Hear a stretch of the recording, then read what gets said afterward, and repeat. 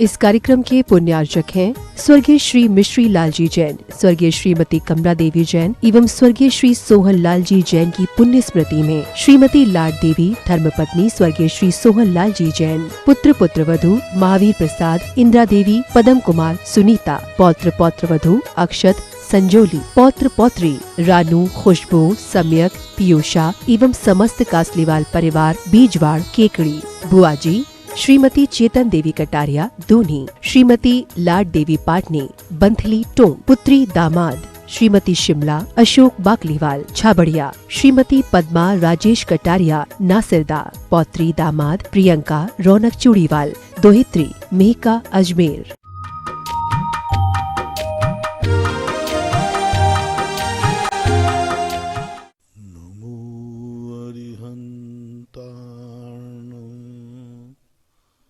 नमो सिद्धार्णो नमो आयर्याणो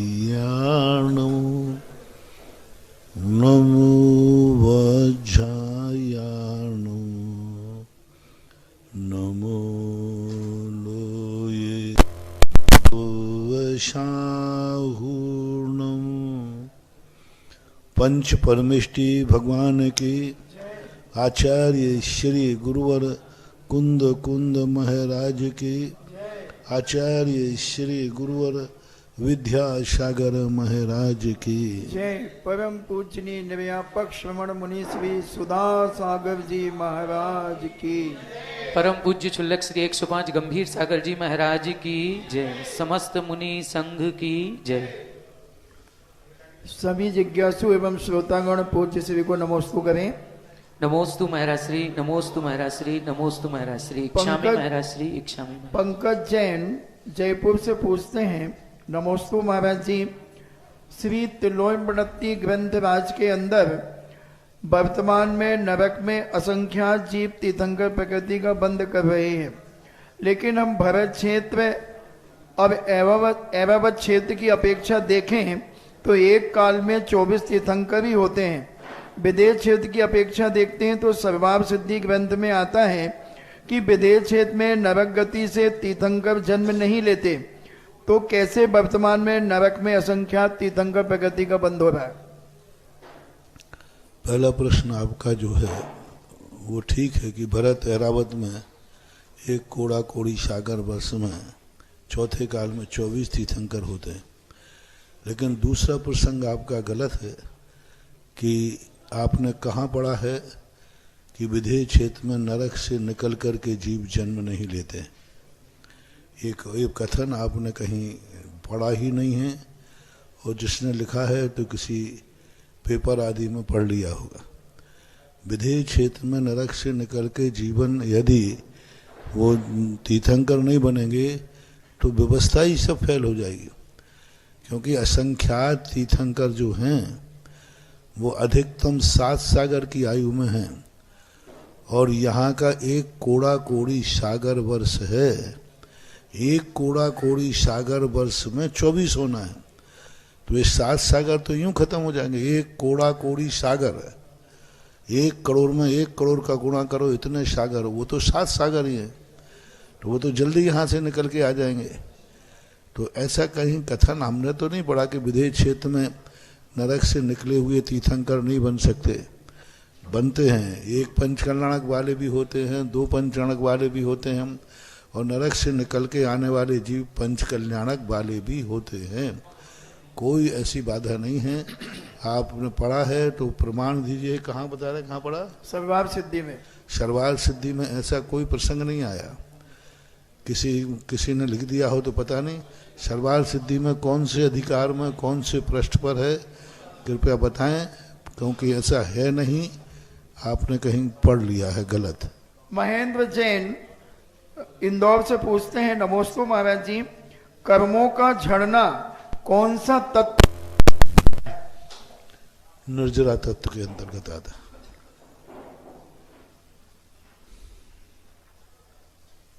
नेमीचंद प्राका गुजरात सूरत से पूछते हैं, नमोस्तु महाराज जी, तीर्थंकर भगवान जब मुनि दीक्षा लेते हैं तो उनका नामांकरण कौन करता है?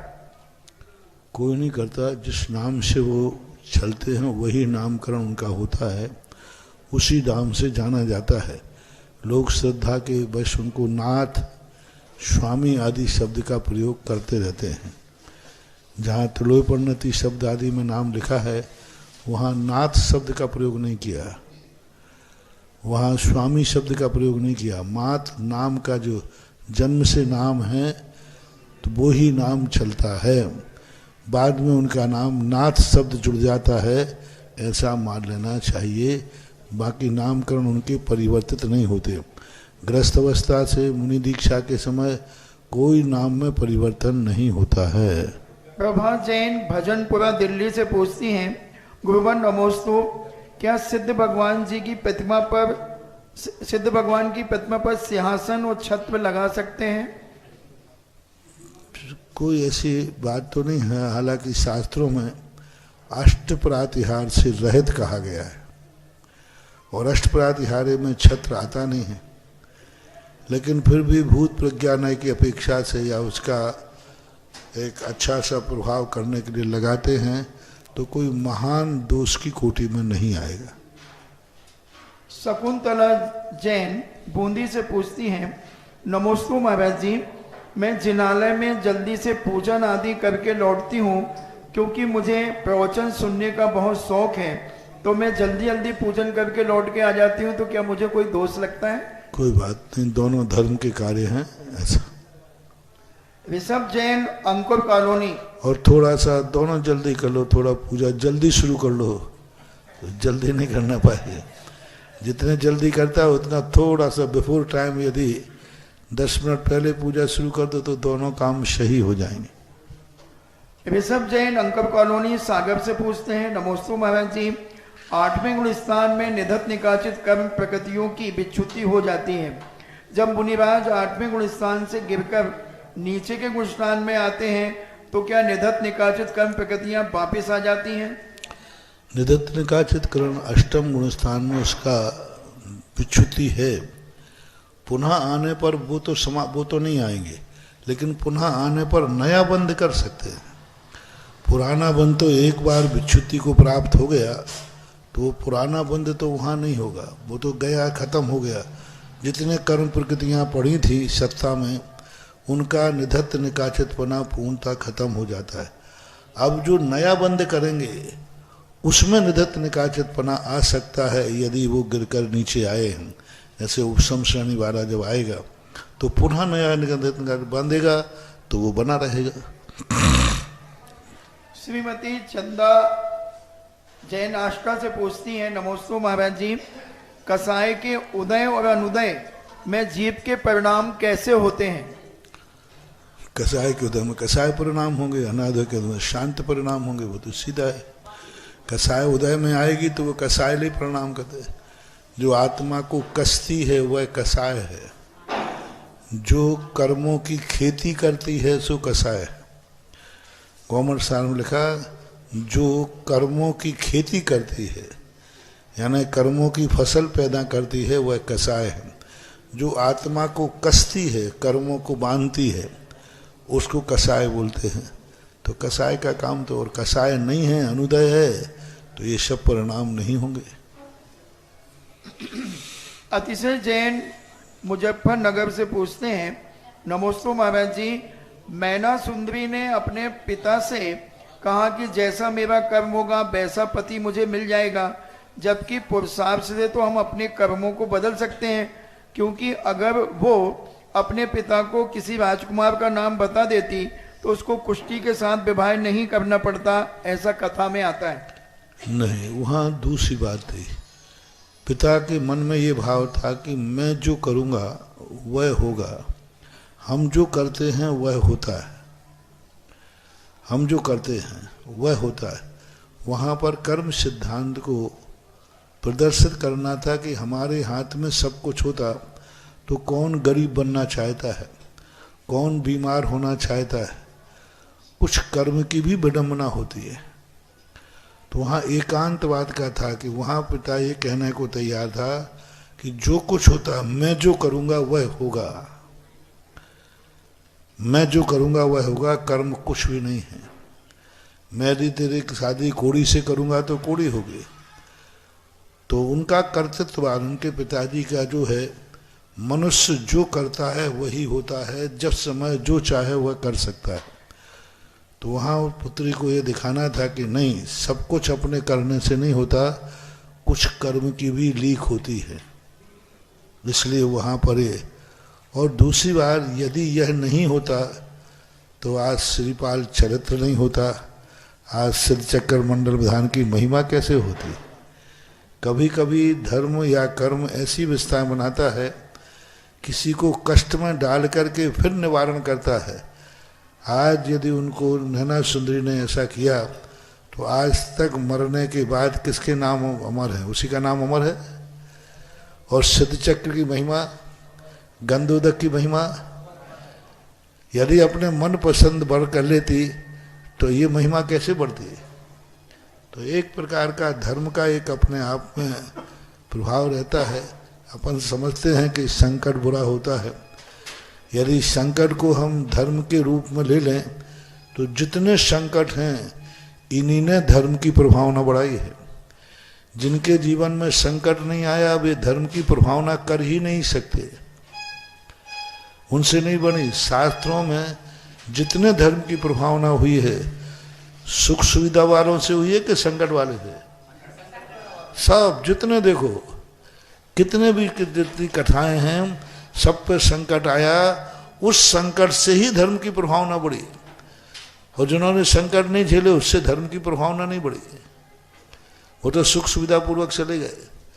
तो संकट से ही हमारे जीवन का भी विल पावर संकट से बढ़ता है। जो संकट झेलता है उसी का नाम अमर होता है। कितने राम हो गए जैन दर्शन के अनुसार? 8 और राम हुए, लेकिन श्री राम दशरथ नंदन की ही ख्याति क्यों है? क्योंकि उनके जीवन में संकट आए। तो संकटों को एकदम बुरा, संकट से धर्म की प्रभावना। आज मंदिरों में तुम चित्र बनते हो तो उन्हीं महाराज के बनाते हो जिनको शेर नहीं खा रही है। हाँ, चाल नहीं खा रही, शेर नहीं खा रहे, गज को मार के जिसकी सिगड़ी जल रही, सब अच्छे महाराजों के कोई चित्र ही नहीं बनाता।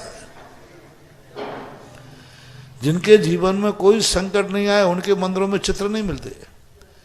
जितने चित्र मिलेंगे पांडवों के, वो अग्नि लगा रहे हैं, सबके बने थे। तो ये कोई बात, कोई ना कोई रहस्य तो है कि संकट से हमारे जीवन में बहुत उपलब्धि होती है। संकट आने के बाद हमारी, यदि हमने उसको झेल लिया समता पूर्वक, तो जो हमारे लिए विल पावर मिलता है, हजारों तपस्याओं से भी जो शक्ति नहीं आती, जो संकट झेलने से आती।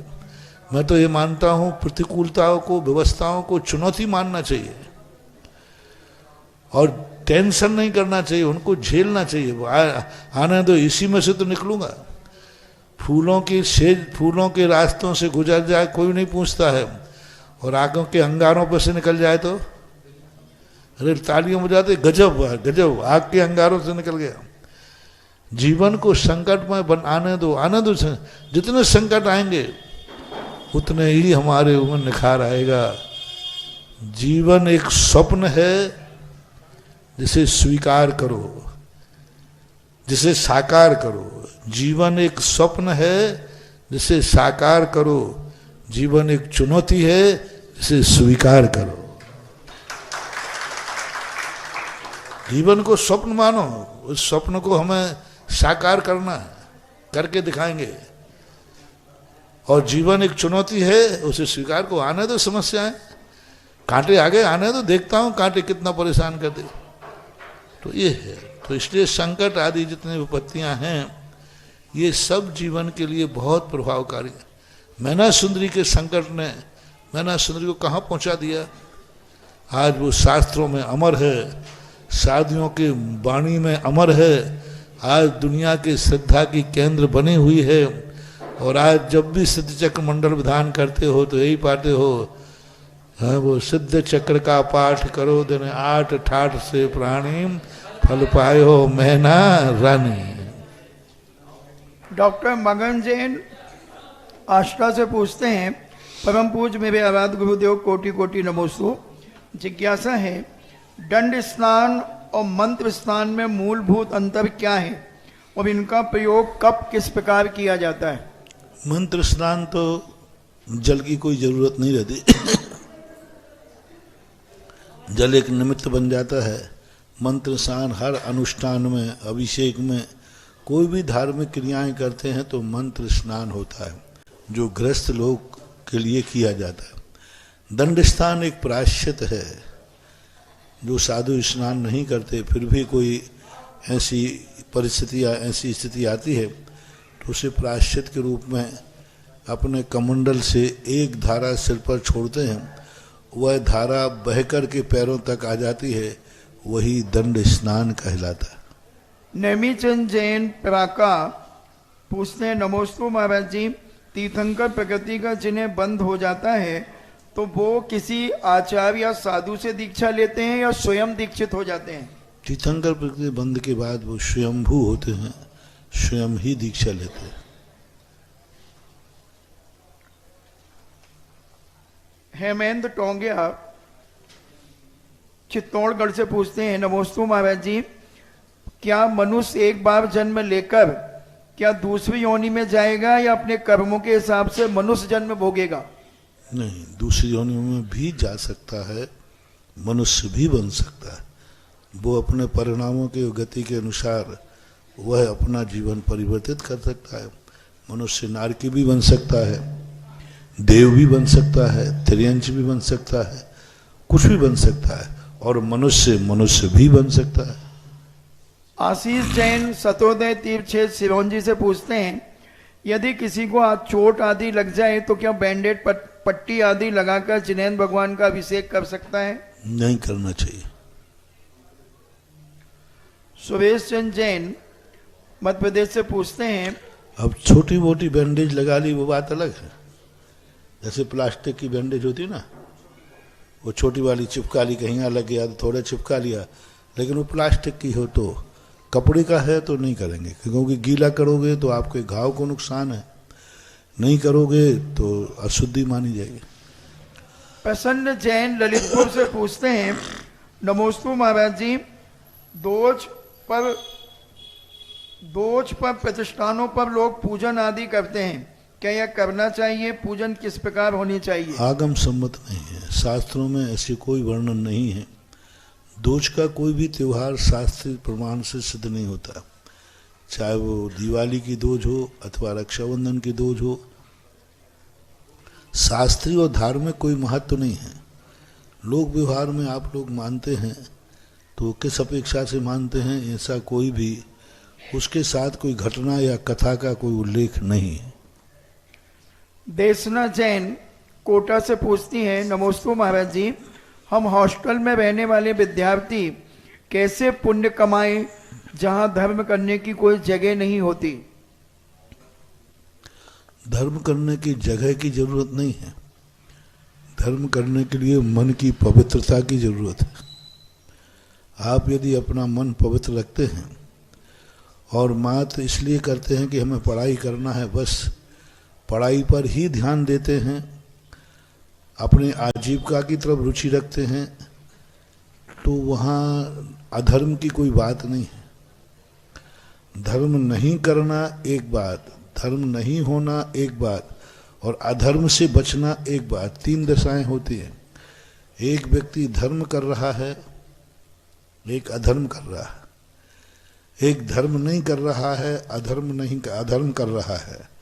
एक व्यक्ति वह है ना अधर्म कर रहा है और ना धर्म कर रहा है। तो आप लोग बस यही है कि कोई अधर्म मत करो। जिस उद्देश्य से आप हॉस्टल में रह रहे हैं उस उद्देश्य की चरम सीमा तक पहुंचो। आप घर छोड़कर हॉस्टल में इसलिए रह रहे हैं, सबको, परिवार को छोड़कर, कि आप अच्छी पढ़ाई करें, अच्छे नंबर लाएं, तो वह आपको लाके करना चाहिए। यदि आप हॉस्टल में रह कर के अच्छे नंबर लाते हैं तो आपने धर्म नहीं किया है तो कोई बाधा नहीं, क्योंकि आपने अपने लक्ष्य की पूर्ति की है। हॉस्टल में लेकर के यदि गलत काम करते हो, गलत मन विचार रखते हो, गलत सोचते हो, तो वो अधर्म ही है। प्रभा जैन दिल्ली से पूछती हैं, नमोस्तु महाराज जी, 12 वर्षीय पाठ्यक्रम की मैं 5वें वर्ष की छात्रा हूँ। मेरा प्रश्न है, आलाप पद्धति ग्रंथ से गुण और स्वभाव में क्या भेद है? गुण अलग है और स्वभाव अलग है। जैसे ज्ञान गुण का स्वभाव अलग है, आत्मा का स्वभाव अलग है। आत्मा का स्वभाव जो है वह ज्ञान के द्वारा जानना है और जाने हुए पदार्थ का अनुभव करना। स्वाभाविक जो गुण कहते हैं, अस्तित्व वस्तित्व आदि जो गुण हैं, इनको अनुभव में लाना वो स्वभाव कहलाता है। जैसे अग्नि उष्ण गुण के कारण से उष्ण है, तो उष्ण उसका स्वभाव है। उष्णता है, जो उष्णत्व है वो उसका गुण है। तो गुण के माध्यम से आत्मा का जो नेचर बनता है उसको स्वभाव कहते हैं। अंकुर जैन शिवावती पाली से पूछते हैं, नमोस्तु महाराज जी, पुद्गल द्रव्य के 4 गुण होते हैं, उनके 20 भेद होते हैं। जब रस से रसांतर हो, जैसे कोई वस्तु मीठी है, पर्याय बदली तो खट्टी हो गई, तो मीठा और खट्टा पुद्गल के गुण हैं या पर्याय? ये पर्याय कहलाते हैं। गुण की विभाव पर्याय आलाप पद्धति के अंतर्गत आया है। रस से रसांतर, गंध से गंधांतर, स्पर्श से स्पर्शांतर, तो इस प्रकार से ये परिवर्तन है। ये सब पुद्गल की विभाव पर्याय है। स्कंद में ही इस प्रकार के परिवर्तन की स्थिति बनती जाती है। सर्वेश जैन सिरोन से पूछते हैं, नमोस्तु महाराज जी, 50 साल से हमारे घर पर दीपावली की पूजन नहीं हुई, लेकिन आपके आशीर्वाद से हम लोगों ने पूजा प्रारंभ कर दी, मगर सही विधि क्या है? जैसे मंदिर में विनय पाठ से विसर्जन तक करते हैं वैसे ही करना चाहिए या और कोई विधि है? जिन पूजा छपी है, शिविर के अंदर एक पूजा की किताब छपती है, उसमें पूरी पूजन की विधि लिखी है। और कई बार दिवालियों पे आपके यूट्यूब पे भी पड़ी होगी। पूरी हर साल दिवाली के पहले सारी दुनिया को बताया जाता है। आपके यहाँ जिन पूजा नाम की जो शिविर में पूजा की किताब मिलती है, उसमें आप देख लीजिए पूरी विस्तार है। पूरा विनय पाठ से लेकर के आखिरी शांति विसर्जन तक, विसर्जन पाठ तक पूजा करना चाहिए। सही तो वही है। आदिति जैन बरेली से पूछती हैं, नमोस्तु गुरुदेव, मेरे जीवन में कोई ऐसा है जिसे मैं अपनी माँ मानने लगी हूँ। भले ही उन्होंने मुझे जन्म नहीं दिया, गुरुभाई मेरी तहे दिल से इच्छा है कि वह अगले जन्म में मेरी माँ बने, लेकिन गुरुभाई वह कहती है कि मुझे तो आचार्य श्री से दीक्षा लेनी है, अपना कल्याण करना है। तो गुरुभाई मेरी जिज्ञासा है कि मैंने भगवान से प्रार्थना करने में दिन रात एक कर दिया है, यदि उससे भी तीव्र और कोई प्रबल भावना मेरी होगी तो क्या मैं उसे अपनी माँ बना सकूंगी? देखो, मैं इतना बड़ा आशीर्वाद नहीं दे सकता। मैं तो हारिका बनने का आशीर्वाद दे रहा हूँ। तुझे मम्मी तो दूसरी मिल जाएगी, लेकिन उसको तो हारिका बनने की जो बात है वो उसकी हारिका बनेगी, वो उसके बनने के भाव। और तुम यहाँ कह रहे हो मरने के बाद सब भूल जाओगे कौन हारिका थी कौन माँ थी, सब भूल जाते हैं, लेकिन हारिका हारिका होती है। हारिका बने वो तो एक भावना है, आप भावना कर रहे हो। हालांकि यदि वह, क्योंकि हारिका है, यदि वो संसार में रही तो जरूर आपको पुनरावृत्ति हो सकती है। ये कह सकते हो कि यदि वह स्त्री पर्याय समाप्त न करे और गृहस्थी में प्रवेश हो तो मेरी माँ बनना चाहिए। हारिका को रोको मत, यदि लगा दो तो फिर मेरा आशीर्वाद है। यदि लगाने में कर, यदि वो माँ बनने की गृहस्थी में प्रवेश करे तो वह मेरी माँ, इतना तक तो कह सकते हो। लेकिन हारिका ना बने और मेरी माँ बने, आपका भी सोचना ठीक नहीं। बस यदि बने तो फिर ऐसा होना चाहिए। सुब्रा जैन तेल वाले सिरोन से पूछते हैं, नमोस्तु महाराज जी, मैं पाठशाला की छात्रा हूँ। मैंने आपके प्रवचन सुनकर के दिवाली पर पटाखे फोड़ना मना कर नहीं किए, न पटाखे नहीं फोड़े, तो हम बच्चों ने यह नियम आजीवन लिया है। पर जो बड़े लोग पटाखा की दुकानें लगाते हैं, क्या उन्हें पाप नहीं लगता? देखो, उपयोग करना और बेचने में, दोनों में अंतर है। जिन चीज़ों का व्यापार किया जाता है जरूर नहीं कि वो उसके जीवन में हो। कई बार उन चीज़ों का खाने में त्याग है लेकिन व्यापार कर रहा है। किराने की दुकान है, मान लीजिए उसका त्याग है कि आज तेल की रस्सी कौन दिन पड़ दी है, शनिवार को तेल की रस्सी है, तो उसकी तेल की दुकान है तो शनिवार को तेल बेचेगा कि नहीं? अब उसका तो त्याग है। तो त्याग में और व्यापार में अंतर होता है। कुछ चीज़ें ऐसी हैं जो स्वयं उपयोग में नहीं लाई जाती लेकिन व्यापार करते हैं। तो वो रही बात फटाकों के व्यापार की, तो वो तो महान हिंसक है ही, नहीं करना चाहिए ऐसा। अभी जो निदान बंद की बात आई माँ की, हमारे शास्त्रों में एक कथा आती है। एक आरिका थी, उन्होंने मुनिराजों को देखा तो उसने एक 7 मुनिराज थे और उसके मन में भाव आया कि यदि मैं संसार में रहूं तो मैं इन मुनिराजों की माँ बनूं और मेरे बेटे बनकर के मुनि बने। उसको ये भाव इसलिए आया कि उन मुनिराजों की तपस्या देख करके सब लोग धन्य हैं ऐसे माता पिता कि जो ऐसे बेटों को जन्म दिया। भक्तांबर में जो प्रशंसा है बेटे की नहीं है। स्त्रीणाम शतानि शतसो जनयन्ति पुत्रान। तो इस प्रकार से जो उनकी प्रशंसा है, तो उनको ये भाव आया कि मैं माँ बनूं तो ऐसे बेटों की बनूं जिससे सारा जगत कहे माँ हो तो ऐसे हो। तो उसने निदान कर लिया। अब निदान करके वे मुनिराज को भी मालूम नहीं है कि हमारे लिए किसने निदान किया। अब वे मुनिराज मोक्ष चले जाते तो उनका निदान खत्म हो जाता, लेकिन मोक्ष वो नहीं गए तो उसके लिए 7 के 7 मुनिराज उसके बेटे बने और बेटे बनकर 7 ने दीक्षा ली और दीक्षा लेकर के वो चारण रिद्धिधारी मुनिराज बने। और वह आरिका ने भी, वह माता ने भी आरिका दीक्षा लेकर के स्त्री पर्याय का विच्छेद किया, वहाँ पुरुष देव पर्याय बने और बाद में जाकर वो भी मोक्ष को प्राप्त हुई। तो ऐसे निदान बंद की कथाएं आती तो हैं। अब वो निदान जिसका जितना प्रबलता होगी उसके अनुसार काम हो जाएगा। ऑनलाइन जिज्ञासाओं के पश्चात जिनवाणी चैनल, सुधा कलश चैनल और आदिनाथ चैनल के समक्ष विराजित सभी गुरु भक्तों की ओर से और साक्षात यहाँ पर गुरु चरणों में विराजित सभी मुनि भक्तों की ओर पूज्य मुनि श्री के चरणों में बारंबार नमोस्तु नमोस्तु नमोस्तु। पूज्य छुल्लक श्री के चरणों में बारंबार इक्षामी इक्षामी इक्षामी। आज के इस जिज्ञासा समाधान कार्यक्रम में प्रथम जिज्ञासा रखेंगे श्रीमान श्रीलचंद जी अनौरा दाऊ और इसके बाद तैयार रहें श्रीमती तनु जी इंदौर। महाराज श्री, एक भजन बहुत ज्यादा प्रसिद्ध हुआ है, आपके जीवन परिचय से संबंधित है, कमाल हो गया जी कमाल हो गया।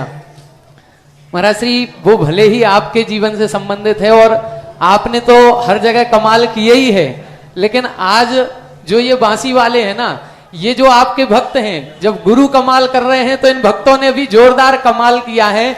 जो ऐसा पाषाण का भव्य मंदिर, छोटी सी समाज ने ये संकल्प लिया कि हम मंदिर बनाएंगे तो पाषाण का मंदिर बनाएंगे, नहीं तो नहीं बनाएंगे।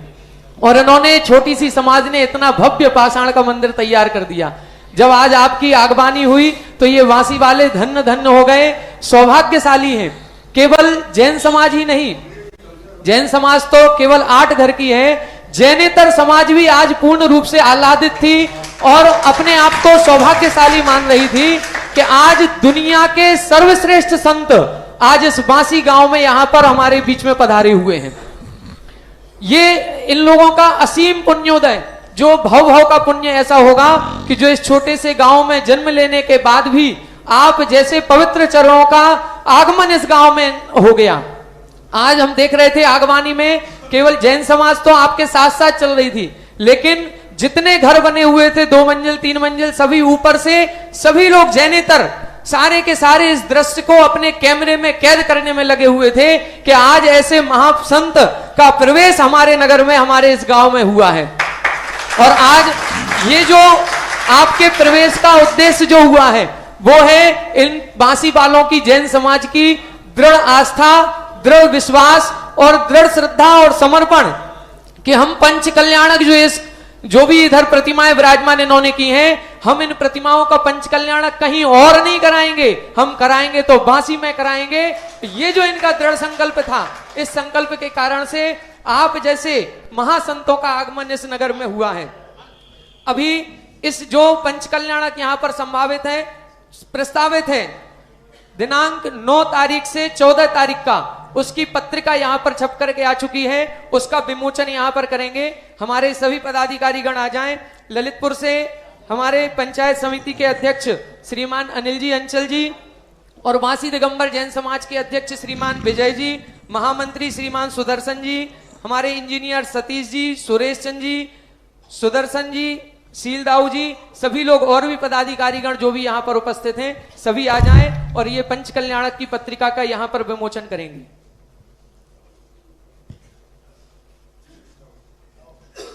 प्रथम जिज्ञासा करें जब तक श्रीमती तनुजी इंदौर।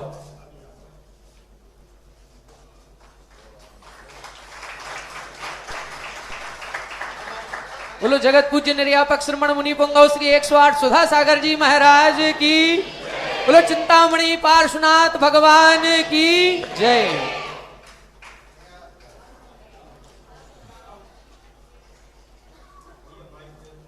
चलिए माइक दे दें इधर।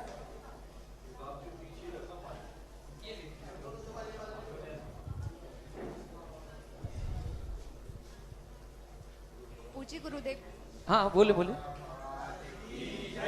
वॉल्यूम बढ़ा दें। पूज्य गुरुदेव के चरणों में बारंबार नमन। हे गुरुदेव, आपके आशीर्वाद से तत्वा सूत्र की एक कारिका को तो आपने सिद्ध कर दिया है कि बहु आरंभ परिग्रहत्वम नारकस्य आयुषा। तो जिसके पास भी बहुत धन होता है वो अपनी दान राशि देकर। माइक चालू नहीं है, माइक चालू नहीं। माइक की वॉल्यूम तेज करें। बोले बोले। हाँ। हे गुरुदेव, आपके आशीर्वाद से एक तत्वासूत्र की कारिका तो सिद्ध हो चुकी है कि बहु आरंभ परिग्रहत्वम नारकस्य आयुषा। तो आज सभी श्रावक श्रेष्ठी, सभी समाजजन अपने अपनी दान राशि का उपयोग करके उस आरंभ परिग्रह से तो मुक्त हो जाते हैं। परंतु दूसरी कारिका है माया त्रैग्यो नश से, जो हमारी स्त्री पर्याय को विकल्प में रखती है। तो गुरुदेव, हम सभी स्त्रियां ऐसा क्या करें कि हम इस कारिका को भी अपने जीवन में सही तरह से उतार सकें। वैवारंभ परिग्रहत्वम नारकस्य आयुषा, इस सूत्र से इन्होंने ये तो समझ लिया कि बहुत आरंभ परिग्रह नहीं करना चाहिए, दान दे करके अपने आरंभ परिग्रह को कम कर लिया। लेकिन माया त्रैग्यो नस्य, इसमें मायाचारी अब स्त्रियों में ये स्वाभाविक होती है, तो इसको कैसे कम करें? स्वाभाविक मायाचारी नरक नहीं ले जाएगी, लेकिन ऊपर एक्स्ट्रा मायाचारी करना, दीवार में कान लगाकर सुनने का प्रयास करना, दूसरे के घर की बुराइयों को सुनने में रुचि रखना, अपनी पर्याय के प्रति विशेष रुचि रखना। सबसे पहले तो ऊपर की जो मायाचारी, ऐसी मायाचारी जिसमें दूसरे के जीवन खत्म हो जाए, दूसरे की इज्जत खत्म हो जाए, दूसरा संकट में पड़ जाए, ऐसी मायाचारी। जो स्वाभाविक मायाचारी है वो मायाचारी खतरनाक नहीं है, वो तो एक नेचर है, तो है एक्स्ट्रा अलग से नहीं। मेरी मायाचारी कारण कहीं दूसरे व्यक्तियों का जीवन संकट में न पड़ जाए, ऐसा भाव नहीं करना चाहिए। ऐसा जिज्ञासा करेंगे श्रीमान सीलचंद जी अनौरा दाऊ, और इसके बाद तैयार रहे श्रीमती प्रियंका जी सागर। मेरे गुरुवार जगत पूज निर्यापक मणि पुंगव श्री सुधा सागर महाचो कोट सार नवोस्तु नवोस्तु चुलक जी को क्षामी। गुरुवार हमारी जिज्ञासा 1 दिसंबर पार्श्वनाथ अटाबंदर की प्रवचन से है। हे गुरुवार, आपने यह प्रवचन में कहा था कि जो सभी लोग पूजन करते हैं वो एक एक दिन सब बदल बदल कर प्रत्येक वेदियों पर करें। हे गुरुवार, बहुत बात अच्छी है, हम लोगों ने हाथ भी उठाए थे, ताली भी बजाई थी, लेकिन आपने 93 में ये भी नियम दिया था कि जिन महान भाव ने मूर्ति विराजमान की है वो उन पर पूजा करें, और उनमें से कुछ 10 लोग करते हैं, बाकी लोग तो कुछ है ही नहीं और बड़े लोग आते नहीं हैं। तो हे गुरुवार, फिर 2012 में आपने ये भी नियम दिया कि आप लोग घर के वस्त्र हों घर के पूजन के सेट हो, पीतल के हो, चांदी के हो, द्रव्य घर की हो, तेल बाती घी सब घर का हो। तो हम लोगों ने अलमारी सामने रख करके उसमें सामग्री रखी। और हे गुरुवार, आप जो बात करते हैं ये तो बात अच्छी, हम कर लेंगे पूजा, लेकिन श्रद्धा की बात है। तो हे गुरुवार, अभी ये 10-20 किलोमीटर मुनि भी हैं, आचार्य भी हैं, और हम लोग कुछ लोग वहाँ तो नहीं जाते, लेकिन 1000 किलोमीटर पर आचार्य श्री विराजमान तो वहाँ दर्शन करने जाते हैं। हे गुरुवार, कल ही की बात है, श्रद्धा की जो बात कर रहे हैं हम, कि हे गुरुवार, कल हम वासी से घर जा रहे थे, अरुणवती क्षेत्र पर जा रहे थे वहाँ पर, तो रास्ते में एक टैक्सी वाले ने मुझे एक सीट पर मारा और हम लोग को घायल कर दिया। खून निकला, सब कुछ निकला। तब सब अंकुर ने आपके पास समाचार भेजे, तो आपने आशीर्वाद दिया कि कल सब कुछ ठीक हो जाएगा। आज ठीक हो गए हम, तो आपके सामने ये श्रद्धा की बात है। शांतिनाथ तो हमें विश्वास है और वो हमें सब कुछ देते हैं। आपका अजितनाथ पूजन तो हो जाएगी, लेकिन वो श्रद्धा नहीं आती। नवोस्तु नवोस्तु। वो गलती हमने कर दी, हमें अजितनाथ भगवान तुम्हारे नाम से निकालना थे, तो वहाँ श्रद्धा बढ़ जाती। इसको सरलीकरण कर दो। साधुओं का जो उपदेश होता है वो डॉक्टर के समान होता है। जैसे डॉक्टर उसी चीज़ को आज कह देता है कि ये चीज़ खा लेना, और जब उसकी मात्रा बढ़ जाती है बोले अभी चीज़ बंद करो, इतना ही खाना है। जब आप लोगों में देखा कि आप लोगों को इतना राग हो गया कि अपनी बेदी पे ही सब कुछ करना, दूसरे की बेदी पर नहीं करना, दूसरे की बेदी का विकल्प नहीं करना, तो जो अति राग है, इस राग को कम करने के लिए कोई व्यवस्था बनाई जाती। उस समय इसलिए कहा था कि तुम लोग यहीं रहोगे, मूर्ति विराजमान कर दी, उन पर अर्घ्य नहीं चढ़ाओगे तो कैसे बनेगा। अपन को ये देखना है कि कोई उस पर पूजा नहीं कर रहा है और तुम्हारी मूर्ति है, तो फिर उस पर पूजा करना चाहिए। लेकिन इतना ही राग मत बढ़ाओ कि तुम सबने, महाराज जी मैं अपनी बेदी पर सोने का काम कराना चाहता हूँ, मेरी बेदी चांदी की बनवा दो, मेरी मूर्ति इतनी बड़ी छोटी लाओ, तो फिर ये गलत है। क्योंकि 24 का जो सेट है वो 24 के हिसाब से चलेगा। एक व्यक्ति ने कहा कि नहीं हम अपनी बेदी पर सोने काम कराना चाहते, तो 23 का क्या होगा? ये नहीं होगा। हाँ, तो ये प्रश्न आने पर ही हमने फिर प्रश्न व्यवस्था नहीं। साधु सुनो, साधु जब कोई व्यवस्था बनाता है तो समझ लेना कोई दुर्घटना घट गई है। हाँ, जैसे अभी कोई कहे साहब मेरी तो 24 में मेरी मूर्ति चांदी की बैठा देना, बाकी सब पाषाण की, मेरी मूर्ति इतनी बड़ी कर देना और बाकी सब छोटी कर देना, जो पैसे चाहिए हो तो ले लो। जैसे मान लो सब 24 ही बैठ रहे, 24 का एक सेट होता है। एक व्यक्ति देखा साहब आप तो हमारे जितना पैसा कहो दे दूंगा, हो सकता है 24 में एक आध आदमी ऐसा निकल जाए, वो कुछ भी देने को तैयार है, लेकिन 24 का सेट तो नहीं बिगाड़ा जाएगा ना। हाँ, तो अपनी व्यवस्थाओं को थोड़ा सा अति राग मत करो। ऐसा मत करो कि पड़ोसी बेदी को तुम हाथ भी नहीं जोड़ो। हमने उदाहरण भी तो दिए थे कि तुमने 1-2 पालकी निकल रही तो एक पालकी दे जाओ भगवान, और दूसरे को साष्टांग, वो नरियल तुमने कहीं दूसरी जगह है। तो अति सर्वत्र वर्जयेत। तो अति जब होने लगती है तो साधु अपने खुद के दिए हुए प्रश्नों को बदलता है, क्योंकि महाराज डॉक्टर ने कह दिया चीज़ खा लेना और वो खाने बैठा तो वही खाने लगा, तो अब कहना भाई इस चीज़ को बंद करो। तो ये दोष हमने तुम लोगों के बीच में देखा कि अति अनुराग बढ़ने से सामाजिक व्यवस्थाएं बिगड़ती हैं, 24 की व्यवस्था बिगड़ती है। अब एक चाहे तो चांदी की टेबल लगा ले वहीं 24 में, अब दूसरे में स्टील की लगी, फिर क्या होगा। और वहाँ ये भेद देखा गया, अलग अलग ढंग से अलग व्यवस्था बनाओ। तो 24 के शिविर में जब लोग पुरस्कार देते हैं तो बोले महाराज जी हम कुछ लोगों को पुरस्कार देना चाहते हैं, भेंट। हम कहे नहीं देना है तो 3000 को तो, नहीं तो एक को भी मत दो। ये व्यवस्था महाराज जी बात है, अब एक विश्वास दिला रहा आपको कि अलग से किसी पे कोई काम नहीं होगा, लेकिन सबको अरे कभी कभी सब में एक उधर भी कर लिया करो, कभी कभी उधर भी कर लिया करो, बातें मत बनाओ। महाराज जी विमानोत्सव जब निकलता है तब अपने विमान आ रहे तब आदमी दर्शन और चढ़ावा करेगा। हाँ, सही बात। बाकी जा रहे सो जान दो, जान दे।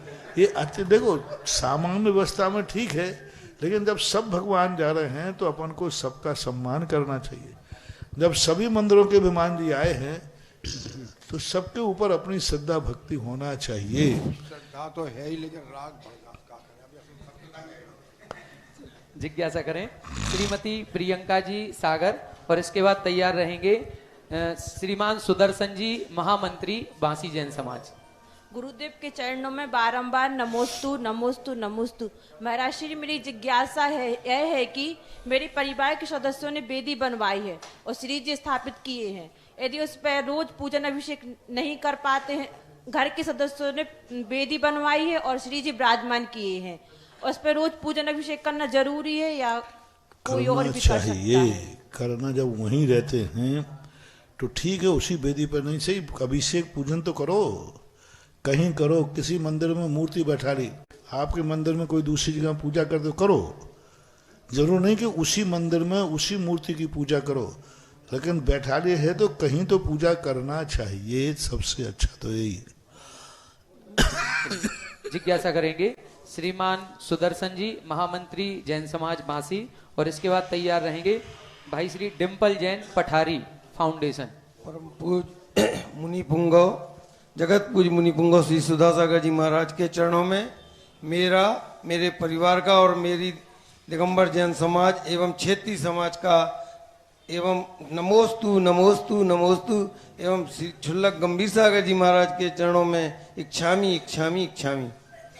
हे गुरुदेव, सबसे पहले तो मैं आज इस मंच से, क्योंकि मेरे पास समय कम था, इसलिए मैं इस मंच से पूरे दिगंबर जैन समाज को आह्वान करता हूं कि वो सब हमारे इस कार्यक्रम में पधारें, जो 9 दिसंबर से 15 दिसंबर तक है। हे गुरुदेव, परसों हमारे सुरेश भाई आचार्य भगवान के पास गए और आशीर्वाद मिला, तो गुरुदेव ने कहा मंदिर तो सुंदर से सुंदर बनाया है और मूर्तियां भी बहुत सुंदर हैं। हे गुरुदेव, आज हमारे भगवान का चमत्कार है कि वो आप जैसे बड़े महाराज संत, जो बड़े बड़े लोग कहते हैं, आपको उनने यहां बुला लिया। हे गुरुदेव, हमारे यहां मूल नायक भगवान के फण पे एक मणि जैसी दिखती है, तो एक तो हम लोगों ने उनको मणि पार्श्वनाथ भी कहते हैं कभी कभी जब कोई आता है। दूसरे चमत्कारी पार्श्वनाथ जो सांवलिया पार्श्वनाथ है, उनके मुखमंडल की आभा सुबह दोपहर शाम में परिवर्तित होती रहती है।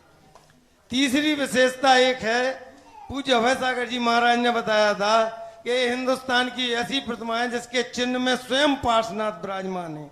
हर जगह सर्प बना होता है चिन्ह के स्थान पे, लेकिन इसमें स्वयं पार्श्वनाथ हैं। और तीसरी विशेषता, जब बबीना पंच कल्याण के लिए अभय सागर जी महाराज जा रहे थे, तो एक दिल्ली से वास्तु शास्त्री दीदी आई थी। उनने, भैया आपने क्या क्या देखा? तो हमने सब कुछ बताया।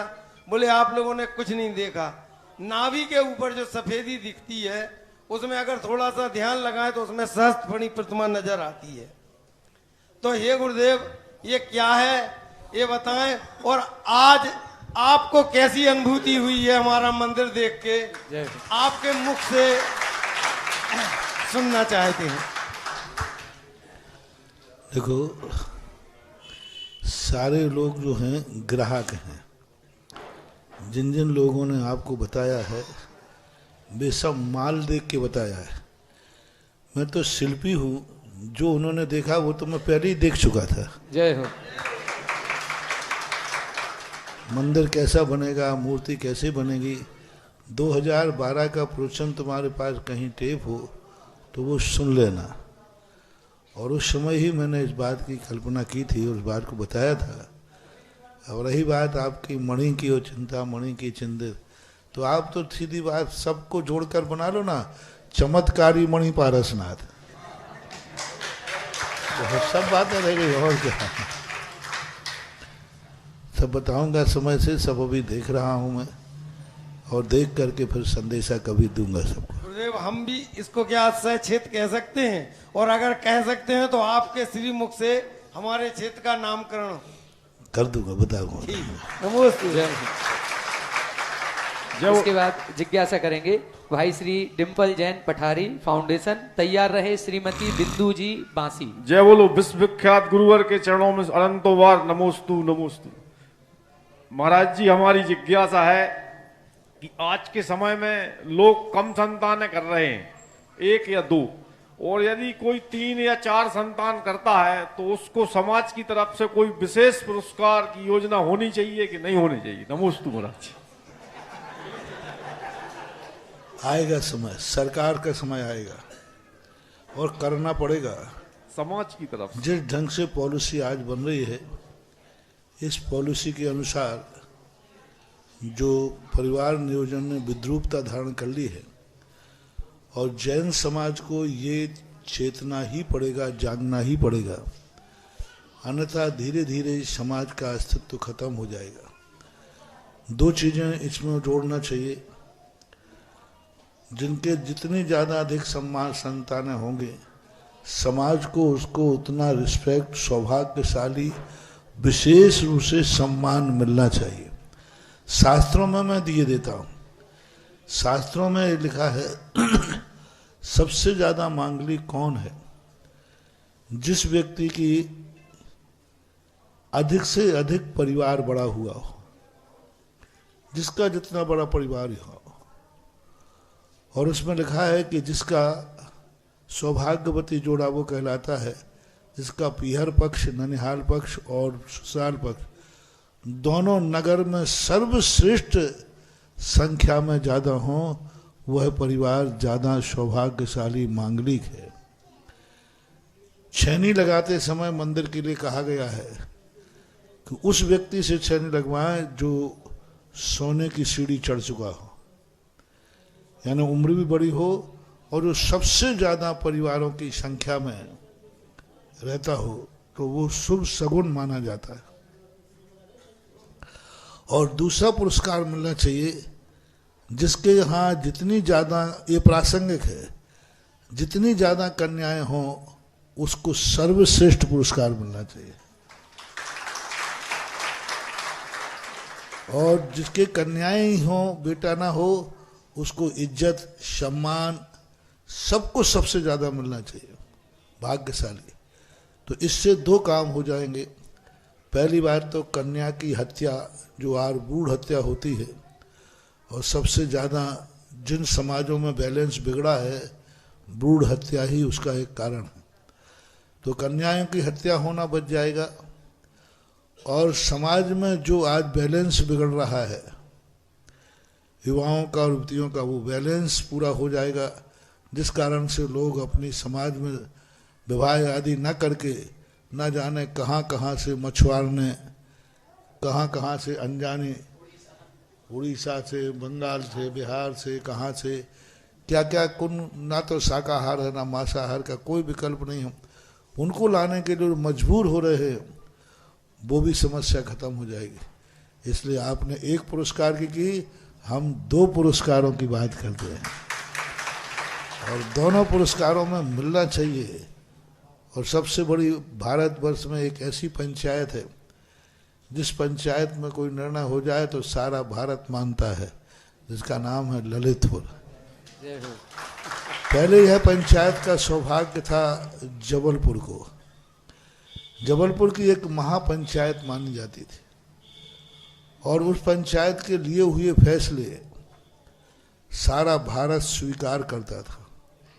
लेकिन धीरे धीरे उस पंचायत ने अपनी गरिमा खो दी। पंचों लोगों में ऐसी बुराइयां आ गईं जिससे लिए हुए निर्णय उनके माने। अब आज भारत में दूसरे नंबर की कोई पंचायत है, यानी 1 नंबर की, आज की तारीख में सर्वश्रेष्ठ भारत की यदि की कहीं की पंचायत है तो दिगंबर जैन समाज ललितपुर की। जय हो, जय हो।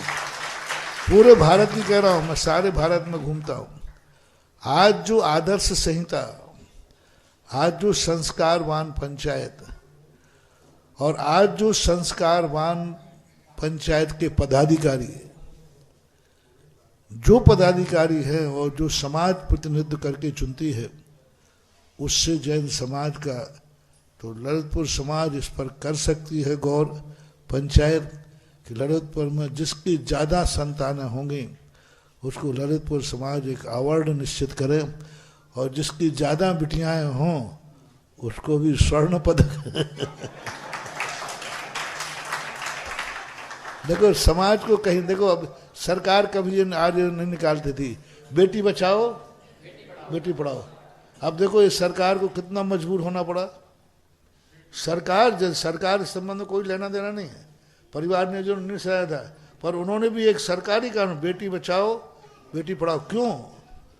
क्योंकि बेटी करने वालों को प्रोत्साहन देना पड़ा, नहीं तो ये बैलेंस बिगड़ करके बहुत अनर्थकारी हो जाएगा। आज जितनी ये संख्याएं बढ़ रही हैं, बेटी के अभाव में, बेटी की संख्या कम होने से बलात्कार बढ़ रहे हैं, व्यभिचार बढ़ रहे हैं, दुनिया भर के पापाचार बढ़ रहे हैं। क्योंकि जिनके शादी आदि नहीं होती है वो कोई महाराज तो है नहीं, वो कहीं ना कहीं अपने आप में गलत कार्य करेंगे। इसलिए इस प्रकार की व्यवस्थाओं पर ध्यान देना चाहिए। आपका प्रश्न बहुत अच्छा है। समाज के लिए इस दिशा में आज नहीं तो कल विचार करना ही पड़ेगा। जब सरकार को विचार करना पड़ रहा है तो फिर समाज को तो विचार करना ही पड़ेगा, क्योंकि सबसे ज्यादा बैलेंस बिगड़ रहा है जैनियों का। जिज्ञासा करें श्रीमती बिंदु जैन बांसी। तैयार रहेंगे वास्तुविज्ञ श्रीमान सुनील जी इंदौर।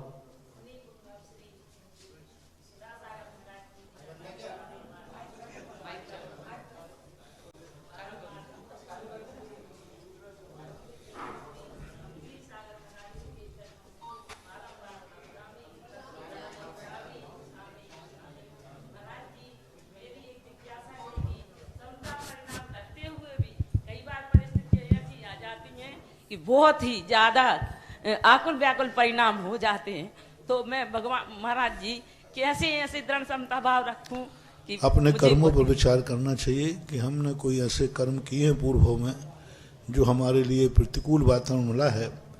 आगे इस प्रकार की परिस्थितियां ना बने जैसे ऐसे कर्म का बंध हो, क्योंकि अपने कर्मों पर विचार किए बिना क्षमता नहीं आ सकती।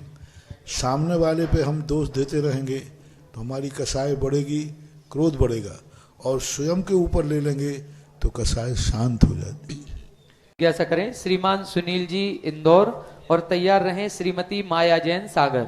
महाराज श्री के चरणों में मेरा और मेरे परिवार का बारंबार नमोस्तु।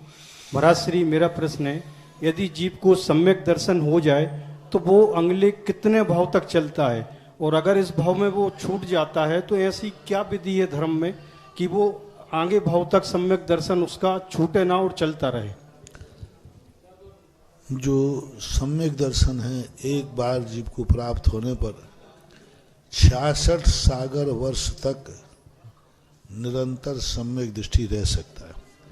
66 सागर का अर्थ होता है कि यहाँ मनुष्य को किसी को हुआ तो मनुष्य स्वर्ग में जाएगा, फिर मनुष्य बनेगा, फिर स्वर्ग में जाएगा, फिर मनुष्य बनेगा, फिर स्वर्ग में जाएगा। इस प्रकार 4-5 बार स्वर्ग और 4-5 बार मनुष्य बने, इतने काल तक सम्यक दर्शन रह सकता है। क्षयोपशम सम्यक दर्शन का काल 66 सागर वर्ष तक कहा है, यानी असंख्यात वर्ष। सागर का अर्थ है असंख्यात वर्षों तक भी क्षयोपशम सम्यक दर्शन बन सकता है।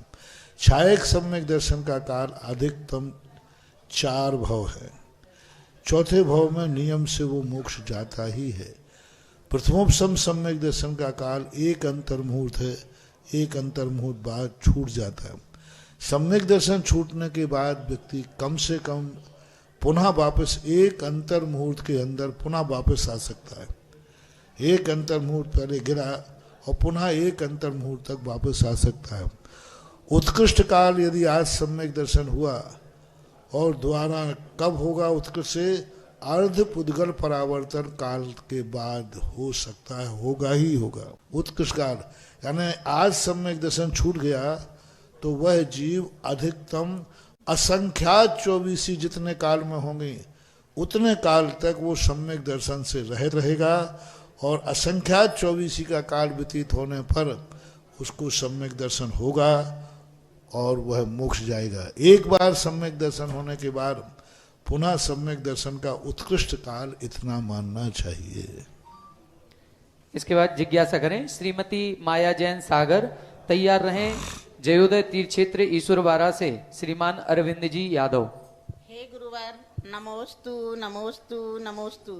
हे प्रभु इच्छामि इच्छामि इच्छामि।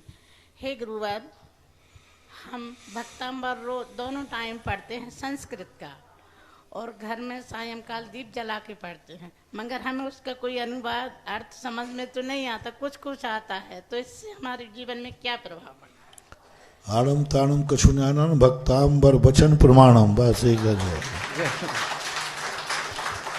बस एक हो भगवान, मैं कुछ नहीं जानता, इसमें जो लिखा है वो आप तो समझते ही हैं, हम तो मार्ग पढ़ रहे हैं, जो लिखा है वो सब सही है, ऐसा मानना चाहिए। गुरुवार जैसे हमने सागर के अलावा कहीं दूर प्रतिमा, सागर के अलावा हमने कहीं प्रतिमा विराजमान करवाई है, तो हमारी ससुराल सागर में, हम तो सागर में, हम वहाँ नहीं जा पाते, जब जाते हैं तभी दर्शन पूजन करते। तो मैंने पहले कहा कि जहाँ विराजमान करो वहाँ जरूर नहीं, कहीं भी भगवान के दर्शन पूजन करते हो तो चलेगा।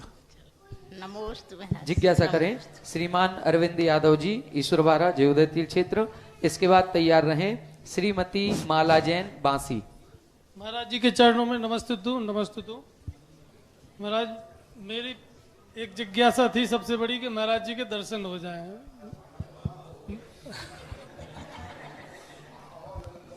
मैंने आपको कभी दर्शन नहीं कर पाया जब से मेरा जन्म हुआ है। मैं ईश्वरबारा का रहने वाला हूँ, जिला सागर, मध्य प्रदेश। तो बहुत दिन के बाद मैं फोटो ही में देख रहा था, आज मैंने पहली बार दर्शन करे। जय हो। तो ये जिज्ञासा हमारी पूर्ण हो गई, और हमारी और कोई जिज्ञासा नहीं है। थोड़ा सा एक प्रश्न है कि जब बच्चा जन्म लेता है तो उसको किसी चीज की नशा की जरूरत नहीं पड़ती, तो जैसे ही वो थोड़ी उम्र में आता है तो कौन सा मीटर चालू हो जाता है उसका कि उसको नशा की जरूरत पड़ने लगती है?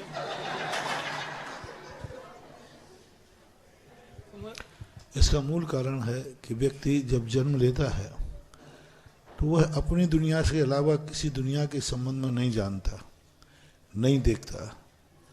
उसे अपने से मतलब रहता है, दुनिया क्या खा रहा है, दुनिया क्या पी रहा है, दुनिया कैसी रह रही है, उसको कोई मतलब नहीं रहता। उसे अपनी ज़िंदगी से मतलब रहता है, अपनी भूख से मतलब रहता है, अपने में मस्त रहता है।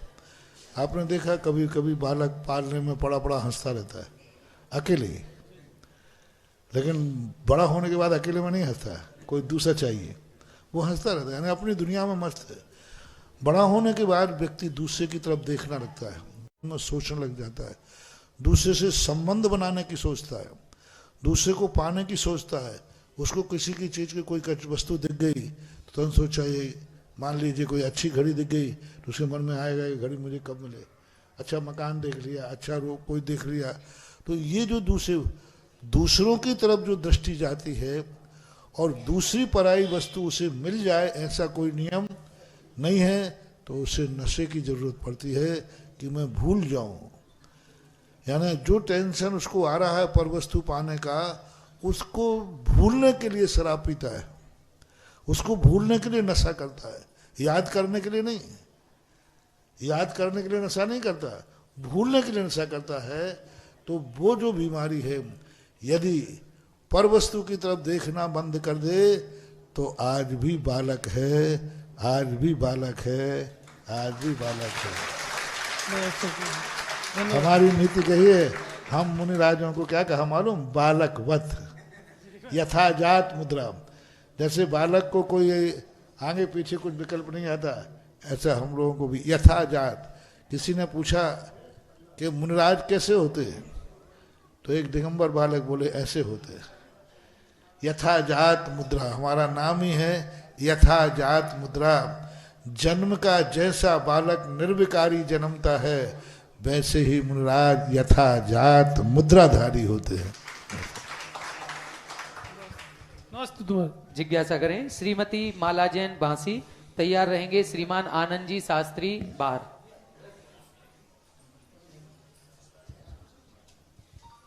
पूज्य मुनि श्री गुरु के चरणों में मेरा बारंबार नमोस्तु नमोस्तु नमोस्तु। मुनिवर, मेरी यह जिज्ञासा है कि तीर्थंकर की समोषण की क्या महिमा है और क्यों लगते हैं? तीर्थंकर के समोषण की महिमा उनके पुण्य की प्रकृति है। उन्होंने पूर्व भाव में किमिक्षित दान दिए, उन्होंने हमेशा शक्ति से अधिक जिनेंद्र भगवान के मंदिर बनाए। कभी भाव किया होगा कि मैं सोने का मंदिर बनाऊं, चांदी का मंदिर बनाऊं, मेरी कितनी भी शक्ति हो मैं सब कुछ लगा दूं, ऐसा परिणाम किया होता है। ऐसे पुण्य के कारण से उनको समोषण मिलता है। जैसे कि बांसी वालों ने छोटी सी समाज होकर इतना बड़ा मंदिर बनाया, अब इसके लिए कितनी भीखें मांगना पड़ी ये मुझे मालूम है। हाँ, थोड़े थोड़े रुपया करके जो आए, जो यहाँ आवे उसी के सामने गिर रहा है। मैं महाराज आए तो महाराज, हे महाराज।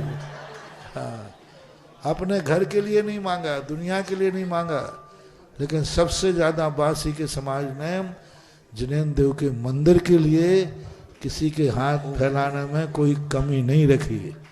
और वो पंक्ति सार्थक की है, मर जाऊं मांगू नहीं, अपने तन के काज और परमार्थ के कारण मोह न आवे लाज।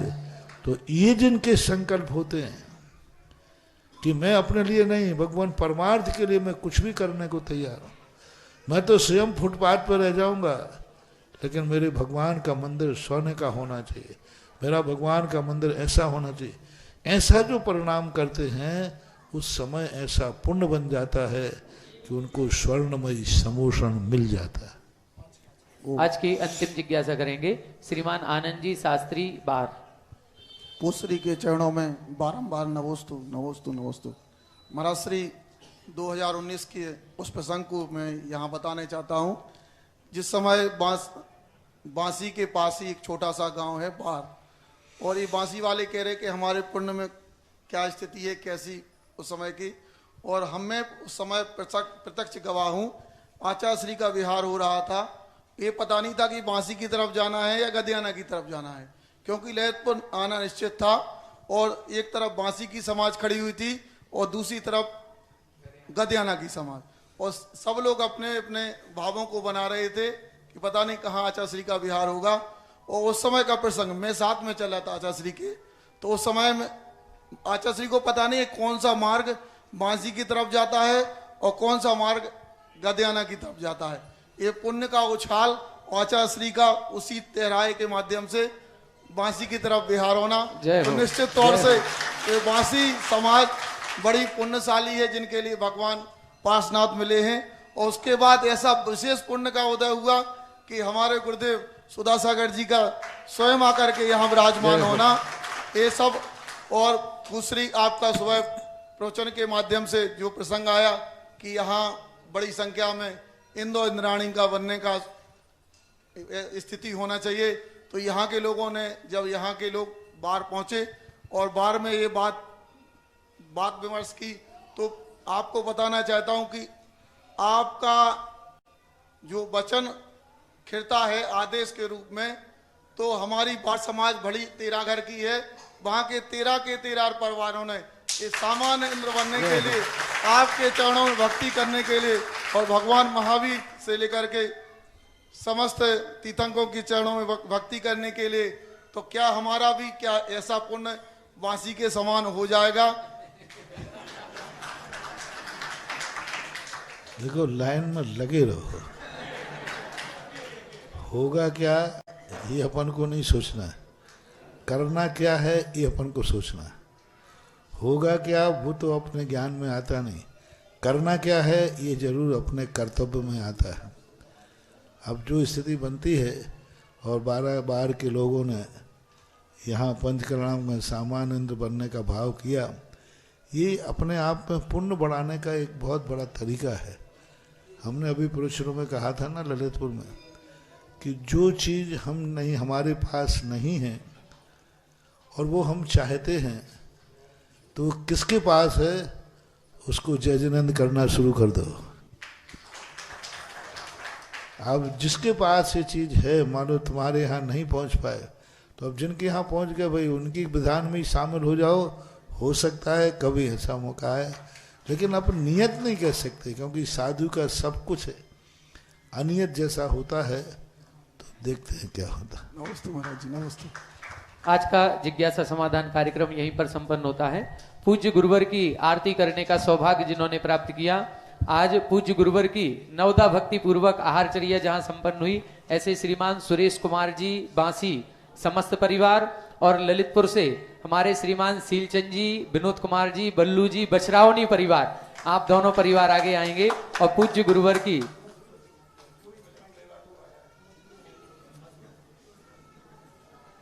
आरिका मधुरमती माता जी का परिवार सभी आ जाएं। बछरावनी परिवार से जो भी यहाँ पर सदस्यगण हैं, बार वाले सभी आ जाएं। हाँ,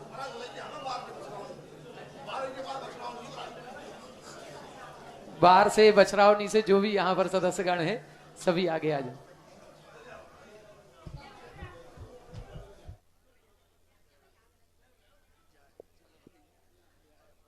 लगा दें, आरती लगा दें।